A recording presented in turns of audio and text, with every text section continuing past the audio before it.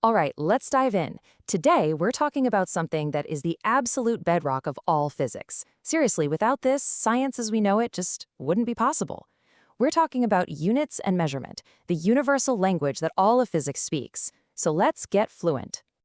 So let me kick things off with a question for you. It's probably one of the most famous numbers in all of science. What is the speed of light?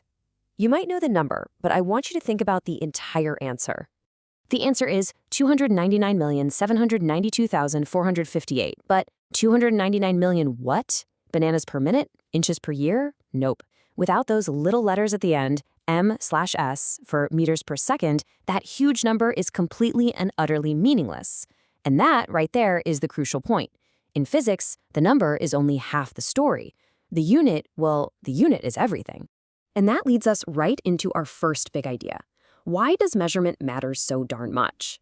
Well, it's what takes us from just having vague ideas about the world to doing real, concrete, testable science. It's how we translate the physical world into numbers we can actually work with. So why this obsession with being so precise? First off, physics isn't about, vibes or general feelings. It's a quantitative science. It's all about the numbers. Second, if you want to run an experiment to see if your new theory is right, you're going to need accurate, reliable measurements.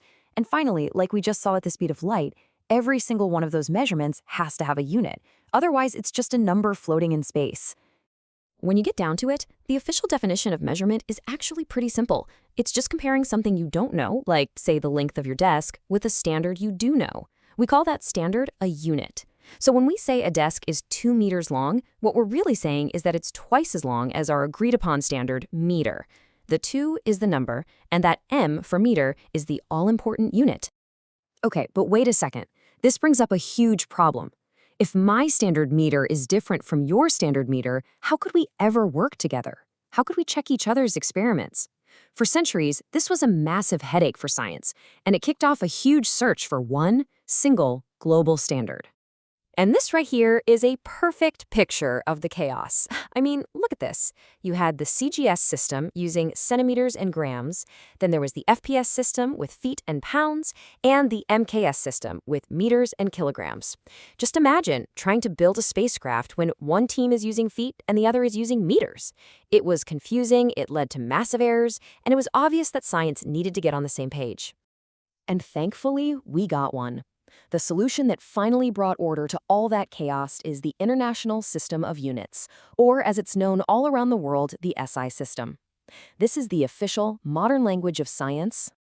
Now, the SI system is built on 7 fundamental or base units. I want you to think of these as the alphabet of our new scientific language. You've got the meter for length, the kilogram for mass, the second for time, plus 4 others. Pretty much every other unit you can possibly think of, from speed to force to energy, is just a combination of these 7 basic building blocks. Okay, so we've got our alphabet, the 7 SI units. But, just knowing the letters isn't enough to write a book. You need grammar, you need rules to make sure we're all speaking the language correctly, and maybe most importantly, precisely. And this is where this idea of significant figures comes in. Now, I know it sounds super technical, but it's really just a way for scientists to be honest with each other about how precise their measurement actually is. It tells you which numbers they're totally sure about and which one is their first educated guess. The rules are actually pretty easy to get the hang of. First, any number that isn't a 0, it's significant. Easy. Second, any zeros that are sandwiched between other numbers, like the 0 in 101, they're significant too. But, and this is the one that trips people up, leading zeros, like in 0.05, are not significant. They're just placeholders to show you where the decimal point is. So what do you do with really, really big or tiny numbers? Writing out all those zeros is a pain, and honestly, it can be confusing. That's why we have scientific notation. Instead of writing out 12,800,000 meters for the Earth's diameter, we can just write 1.28 times 10 to the 7th. It's cleaner, it's way easier, and it clearly tells us we have 3 significant figures. No ambiguity. So if units are the vocabulary and significant figures are kind of like the punctuation, then dimensions are the deep grammar of physics. And this is an incredibly powerful tool for checking our work to see if our equations even make sense in the first place. Here's the amazing part. In physics, almost everything can be boiled down into some combination of just three fundamental dimensions: length, which we call L, mass, m, and time, t. So something like velocity, which is just length divided by time, has dimensions of L over t, or Lt minus 1. Force is a little more complex, but it's still just a mix of m, L, and t. And here it is, the golden rule, the one unbreakable law of this physical grammar. For any equation in physics to be legit, the dimensions on the left side of the equal sign must be exactly the same as the dimensions on the right side. You can't have an equation that says apples equal oranges, and you can't have an equation that says length equals time. It just doesn't work.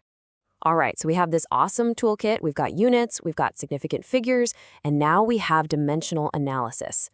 Let's stop talking about it and actually put it to the test on a real physics formula to see how powerful this grammar check truly is. Here's our test subject, the formula for the time it takes a simple pendulum to make one full swing.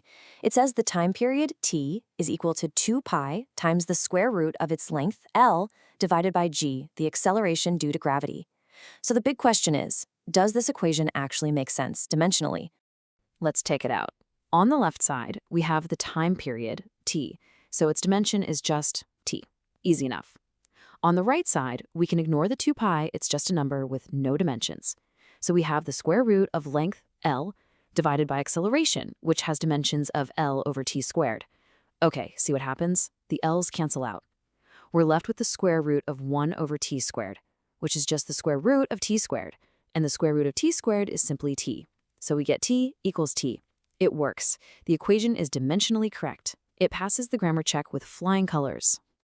So what's the big takeaway from all this? These tools, having clear units, being precise with our figures, and using dimensional checks, they aren't just a bunch of boring rules for an exam. They are the essential toolkit that lets scientists all over the world work together, test their wild ideas, and reliably figure out how our universe actually works. We've seen that from the speed of light to the gentle swing of a pendulum. Everything can be described and checked using this incredibly powerful language. The laws of physics are all around you, written in the world, just waiting to be read. So now that you know the language, what are you going to discover?